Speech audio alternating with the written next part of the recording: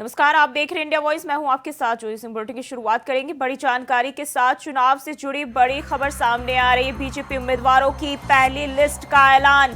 BJP उम्मीदवारों की पहली लिस्ट का ऐलान हो चुका है। 195 सीटों पर हुआ फैसला। 195 सीटों पर प्रत्याशियों की घोषणा बीजेपी की ओर से कर दी गई है। तो ये बड़ी जानकारी सामने आ रही है। पीएम मोदी वाराणसी से लड़ेंगे चुनाव। 28 महिला उम्मीदवारों को मिला टिकट। यूपी से 51 सीटों की घोषणा की गई है और केरल से 12 सीटों पर उम्मीदवारों की घोषणा बीजेपी की ओर से की गई है। और झारखंड की बात करें तो 11 सीटों पर उम्मीदवार उतारे हैं बीजेपी की ओर से। चुनाव से जुड़ी बड़ी जानकारी सामने आ रही। झारखंड से 11 सीटों पर जो है उम्मीदवार उतारे हैं बीजेपी ने। केरल से 12 सीटों पर उम्मीदवारों की घोषणा की गई है और यूपी की बात करें तो 51 सीटों की घोषणा बीजेपी ने कर दी है। अब बताया जा रहा है कि लिस्ट में जो है 28 महिला उम्मीदवारों को टिकट मिला है। पीएम मोदी की बात करें तो वाराणसी से चुनाव लड़ेंगे और 195 सीटों पर प्रत्याशियों की घोषणा बीजेपी की ओर से कर दी गई है।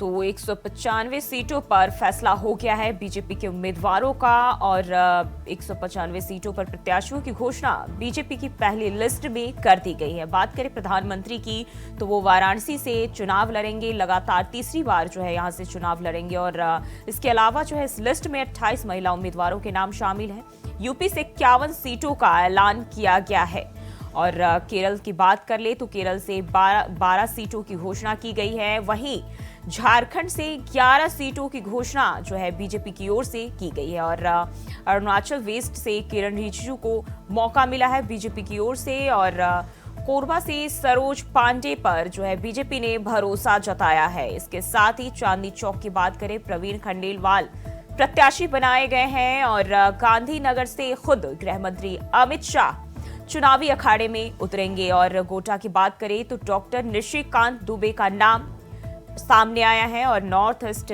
दिल्ली से जो है मनोज तिवारी पर पार्टी ने एक बार फिर से भरोसा जताया है। भोपाल की बात करें तो आलोक शर्मा का नाम सामने आया है। तो बीजेपी की इस लिस्ट में कई सारे नाम है। विदिशा एमपी से शिवराज सिंह चौहान पूर्व मुख्यमंत्री जो है वो शामिल रहेंगे और इसके अलावा आगरा की बात करें तो एसपी सिंह बघेल को मौका मिला है। उन्नाव से साक्षी महाराज का नाम इस लिस्ट में शामिल है और गोरखपुर से रवि किशन जो है फिर से उम्मीदवार जो है बनाए गए हैं। वहीं आजमगढ़ की बात कर ले तो दिनेश यादव पर एक बार फिर से पार्टी ने भरोसा जताया है और 195 सीटों पर जो ये तमाम नाम है इनका इस लिस्ट में नाम शामिल है और अब बीजेपी की ओर से जो है प्रत्याशियों की घोषणा कर दी गई है।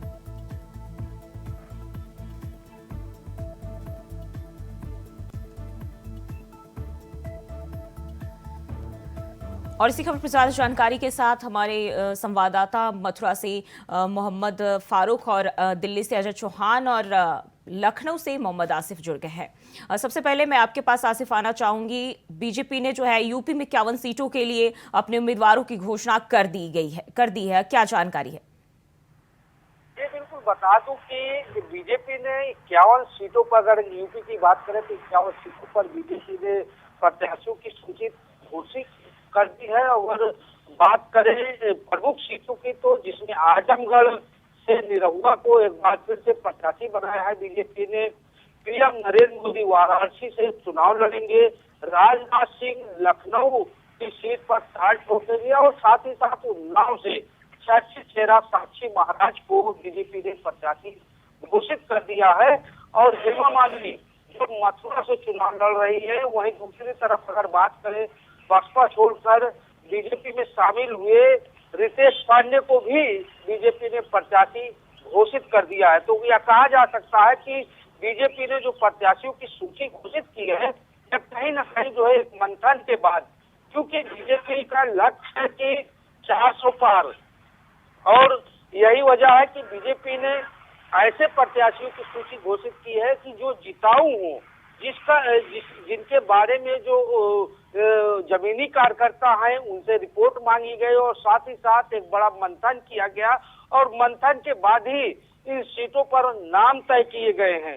तो ऐसे में ये कहा जा सकता है कि बीजेपी ने एक मास्टर प्लान तैयार कर लिया है 2024 लोकसभा चुनाव को देखते हुए और हर हाल में लोकसभा का यह चुनाव जो है बीजेपी पूरी तरह से जीतना चाहती है।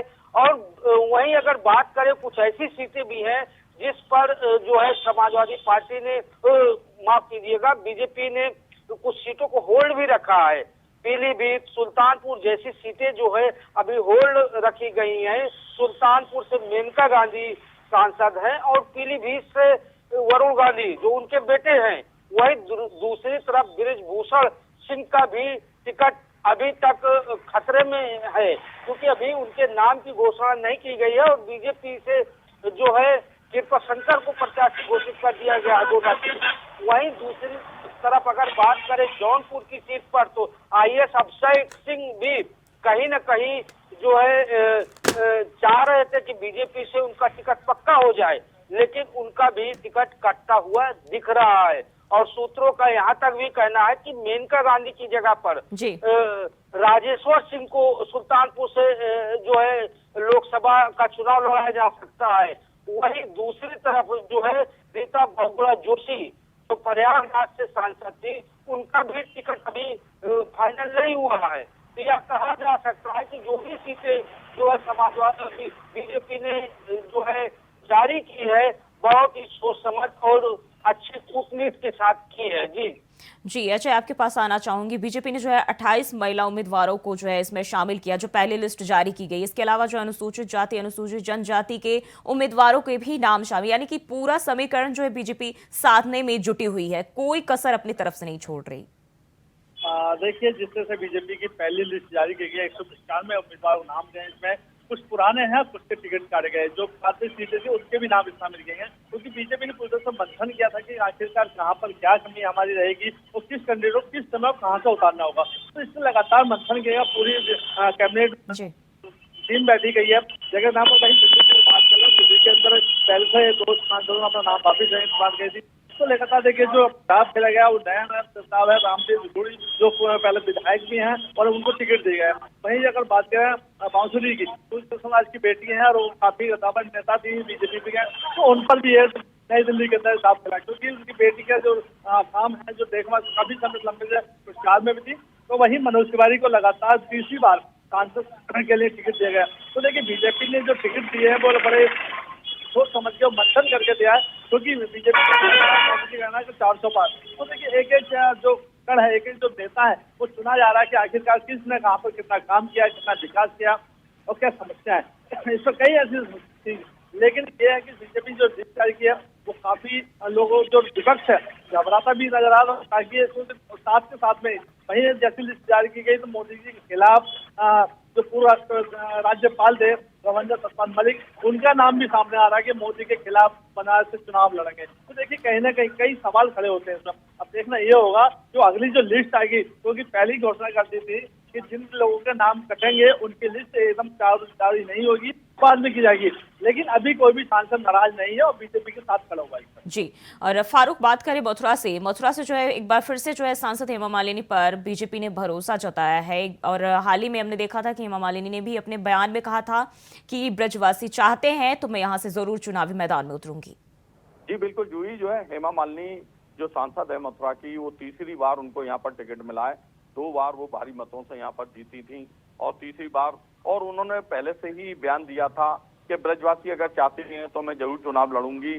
और यहाँ से जो है भगवान श्री कृष्ण की नगरी से उन्होंने जो है कई बार मीटिंगों में यही उन्होंने कहा और तमाम कार्यक्रमों में उनका कहना था कि श्री कृष्ण की नगरी है और मैं यहाँ से कहाँ जाऊंगी, मुझे तो यहीं से चुनाव लड़ना है। तो इस तरीके से जो है सांसद हेमा मालिनी की जो बात थी वो लगभग सही हो गई और उनकी बात में जो है आज उनको फिर पार्टी ने टिकट दे दिया मथुरा से, यानी तीसरी बार वो चुनाव मैदान में हैं और चुनाव लड़ेंगी। इसी तरीके से उन्होंने अभी एक कार्यक्रम में कहा था कि पार्टी का जो निर्णय होगा वो स्वीकार होगा और ब्रजवासियों के लिए मैं मथुरा में ही रहूंगी और मतलब चुनाव लड़ूंगी मथुरा में रहकर, तो तीसरी बार उनका जो है टिकट फाइनल हो गया है। और आपको बता दें कि सांसद हेमा मालिनी का मथुरा से बहुत बड़ा लगाव है और मथुरा में वो कई कार्यक्रम भी करती हैं और तमाम नृत्य कार्यक्रम और ब्रज महोत्सव जैसे उन्होंने कार्यक्रम यहाँ पे हेमा मालिनी ने कराए हैं, जिसमें प्रधानमंत्री ने खुद यहाँ पर शिरकत की है और उसमें तमाम लोग जो है आए और तमाम सांस्कृतिक कार्यक्रम में भी वो भाग लेती हैं। तो वृंदावन से भी उनका काफी लगाव है जूही, और हेमा मालिनी जो है अब तीसरी बार चुनाव मैदान में है। अब देखते हैं क्या जो है फैसला आता है। आसिफ, अगर हम बात करें बीजेपी की तो साल 2019 में 303 सीटें जो है बीजेपी के हिस्से आई थी और इस बार जो है पीएम मोदी 400 पार का नारा दे रहे हैं। जी बिल्कुल, बता दूं जो है कि जिस तरह से बीजेपी ने मास्टर प्लान तैयार किया है कि 400 पार, और नारा भी बीजेपी ने दिया है। हालांकि यूपी की बात करें तो यूपी में बीजेपी के 64 सांसद हैं, जिसमें 44 सांसदों को ही बीजेपी ने टिकट दिया है। तो ये टिकट कहीं ना कहीं कटने की कगार पर है और इसके पीछे यह भी कहा जा रहा है कि अब बीजेपी जो है जिताऊ प्रत्याशियों को, जो विवादित चेहरे थे, चाहे गिरीश भूषण का नाम लिया जाए या फिर जो है कई ऐसी सीटें हैं जो काफी जो है कहीं ना कहीं जो है बीजेपी की किरकिरी करा रहे थे, तो इसको जो है सुधारते हुए बीजेपी ने 64 में से अभी तक 44 सांसदों को ही प्रत्याशी बनाया गया है। वहीं दूसरी तरफ पिछड़ों और अति पिछड़ों को भी केंद्रीय नेतृत्व ने प्रत्याशी बनाया है, सूची में शामिल किया है। तो कहीं ना कहीं पिछड़े और अति पिछड़ों को भी जो है इसमें जगह दी गई है। वहीं दूसरी तरफ दूसरी पार्टियों से आए कद्दावर नेताओं को भी जो है बीजेपी ने प्रत्याशी घोषित कर दिया है। और खासकर अगर बात करें तो महिलाओं को भी बीजेपी ने काफी कुछ तरजीह दी है। अगर बात करें तो जहां एक तरफ स्मृति ईरानी अमेठी से चुनाव लड़ेंगी, मथुरा से हेमा मालिनी का नाम सामने आया है, वहीं दूसरी तरफ धौरहरा सीट से रेखा वर्मा भी चुनाव लड़ रही है। कुल मिलाकर यह कहा जा सकता है कि जिस तरह से जो किलेबंदी की है बीजेपी ने इंडिया गठबंधन के प्रत्याशियों को मात देने के लिए जो बीजेपी की किलेबंदी है, कहीं ना कहीं कारगर भी दिखाई दे रही है। और यही वजह है कि दूसरी पार्टियों के कई सांसद अब जो है बीजेपी की तरफ रुख कर चुके हैं और बीजेपी उनका सम्मान भी कर रहे हैं। चाहे अम्बेडकर नगर की बात हो तो रितेश पांडे को बीजेपी ने एक प्रत्याशी बनाकर एक मैसेज दे दिया है कि जो लोग बीजेपी में निष्ठा रखते हैं उनका पूरा तरह से सम्मान किया जाएगा। तो ऐसे में कहीं ना कहीं जिस तरह से रितेश पांडे को प्रत्याशी बनाया है और रितेश पांडे जो सांसद भी आ रह चुके हैं, अच्छी पकड़ है अम्बेडकर नगर में जी। और फारूक, हम अगर बात करें महिला प्रत्याशियों की तो देखा जाए कि इसमें 28 महिला उम्मीदवारों के नाम शामिल किए गए हैं, जहां मथुरा से हेमा मालिनी होंगी, अमेठी से स्मृति ईरानी होंगी और इसके अलावा भी और कौन कौन सी महिला उम्मीदवार हैं जिनके इस बार टिकट काटे गए हैं? जी, आपको बता दें कि अभी तो देखिए कई इसमें महिला उम्मीदवार हैं, जैसे कि रीता बहुगुणा जोशी थी, वो चुनाव पिछली बार उन्होंने लड़ा था जो है, और इस तरीके से और कई महिलाएं हैं जिनको, जैसे कि और अन्य महिलाएं थी जो जिनका टिकट कटा है। लेकिन अभी जो है टिकट में कुछ संशोधन होने की भी उम्मीद जताई जा रही है। यानी सूत्रों का भी कहना है कि जो टिकट दिए गए हैं उनमें कुछ संशोधन भी हो सकता है, यानी कोई और प्रत्याशी भी इसमें आ सकते हैं।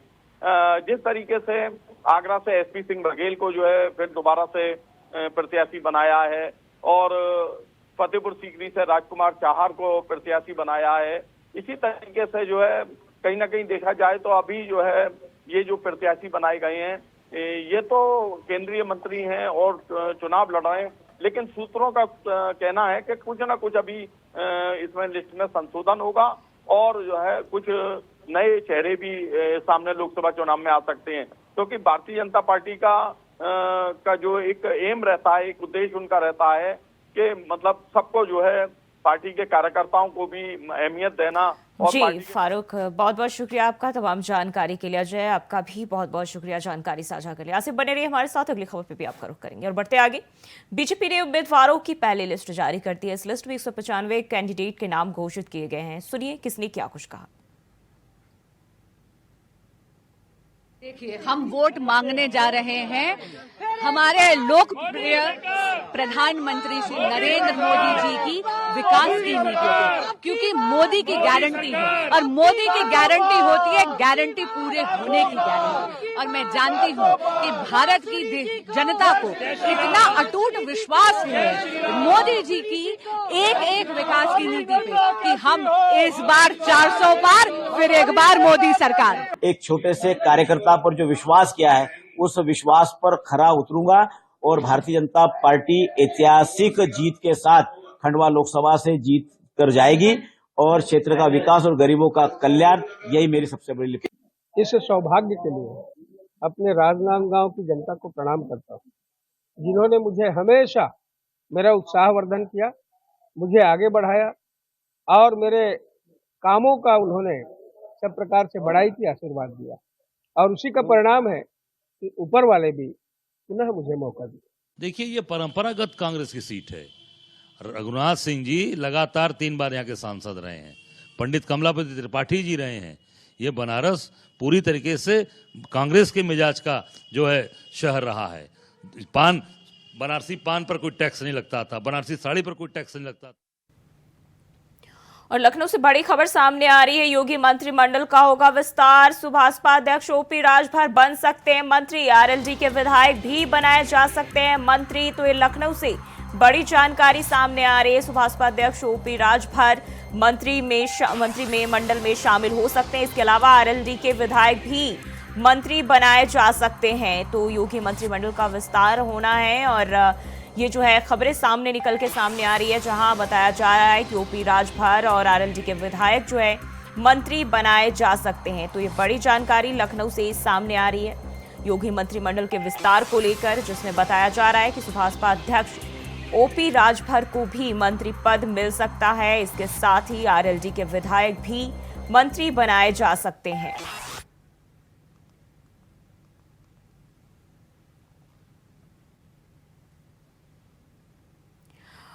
और लखनऊ से आसिफ लगातार हमारे साथ बने हुए। आसिफ, आज जो है बताया जा रहा है कि योगी मंत्रिमंडल का विस्तार हो सकता है, क्या जानकारी है?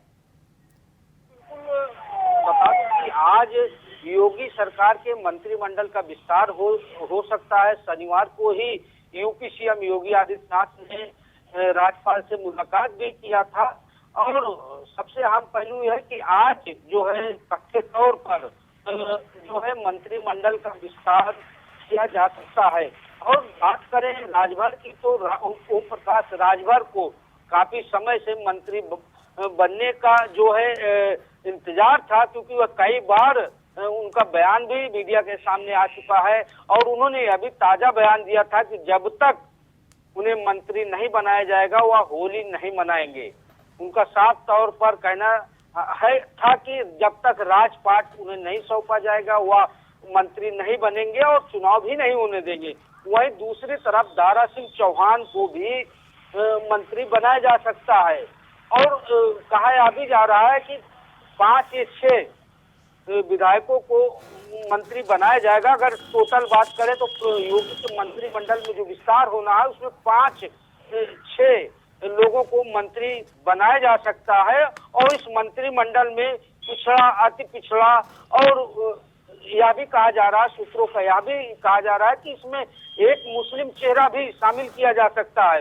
और रालोद से, जिस तरह से रालोद ने राज्यसभा के चुनाव में बीजेपी का साथ दिया और बीजेपी के 8वें प्रत्याशी संजय सेठ को जिताने की पूरी कोशिश की, ऐसे में रालोद से 2 मंत्री बनाए जा सकते हैं, ऐसा सूत्रों का दावा है। तो यह कहा जा सकता है कि जो योगी का मंत्रिमंडल का विस्तार होना है उसमें 5 या 6 जो है। आसिफ, काफी समय से जो है मंत्रिमंडल विस्तार को लेकर कयास और अटकलें लगाई जा रही थी, अब आगे जो है पार्टी का समीकरण क्या होगा? जी बिल्कुल, बता दूं कि जिस तरह से दारा सिंह चौहान ने समाजवादी पार्टी छोड़कर बीजेपी में ज्वाइनिंग ली थी और चुनाव भी लड़ा, बहरहाल उन्हें चुनाव में हार का सामना करना पड़ा। तभी से यह कयास लगाया जा रहा था कि जल्द ही मंत्रिमंडल का विस्तार होगा, लेकिन समय धीरे धीरे बीतता गया और इन सब में के बीच जो है खासकर ओम प्रकाश राजभर की बेचैनी भी लगातार बढ़ती रही। सिर्फ ओम प्रकाश राजभर की बेचैनी देखने को मिली, लेकिन अब वो घड़ी आ गई जब योगी की मंत्रिमंडल का विस्तार आज शाम 5 बजे किया जाना है। और इसमें एक जो है जिस तरह से बीजेपी ने अब मंत्रिमंडल के विस्तार की बात कही है और साथ ही साथ जो है राजनीतिक नफा नुकसान को भी सोच समझकर जो है योगी की मंत्रिमंडल का विस्तार किया जाना है। योगी के मंत्रिमंडल से एक मैसेज भी देना है कि जिस तरह से लोकसभा चुनाव है उसमें पिछड़ा अति पिछड़ा और अगड़ों को भी इसमें शामिल किया जाना है और साथ ही साथ जिन लोगों ने निष्ठा से उनका साथ दिया है उनको भी मंत्रिमंडल में शामिल किया जाना है। बात करें अगर रालोद की, तो रालोद के विधायकों ने भरपूर साथ दिया बीजेपी का और राज्यसभा चुनाव में प्रत्याशी को जिताने में कोई कसर भी नहीं छोड़ी। ऐन वक्त पर रालोद ने जो है बीजेपी प्रत्याशी को वोट देकर जिता भी दिया। वहीं ओम प्रकाश राजभर ने भी जो है बीजेपी प्रत्याशियों को वोट दिया। हालांकि जो एक विधायक का क्रॉस वोटिंग की बात भी सामने आई। फिलहाल अब जो है मंत्रिमंडल का विस्तार कर योगी सरकार एक मैसेज देना चाहती है। जी आसिफ, बहुत बहुत शुक्रिया आपका तमाम जानकारी के लिए। और बढ़ते आगे, लखनऊ में सैयद शाह फजलुल मन्नान रहमानी का बयान सामने आया है, जहां उन्होंने कहा कि अदालत ने हमारी याचिका खारिज कर दी है। इस मुकदमा को ना कोई हारा है और ना कोई जीता है, जिस वजह से हम ऊपरी अदालतों का रुख करेंगे और प्लेसेस ऑफ वर्शिप एक्ट का हवाला देंगे। बता दें कि सैयद शाह टीले वाले मस्जिद के इमाम हैं।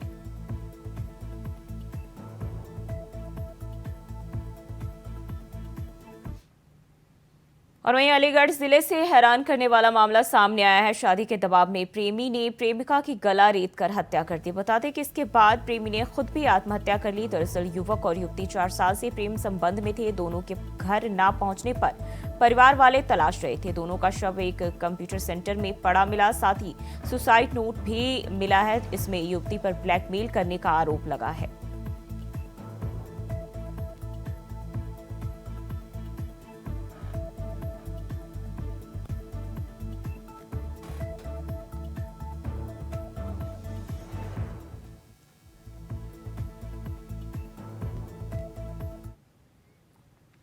और फिलहाल के लिए बुलेटिन बस इतना ही। खबरों के लिए बने रहे इंडिया वॉइस के साथ।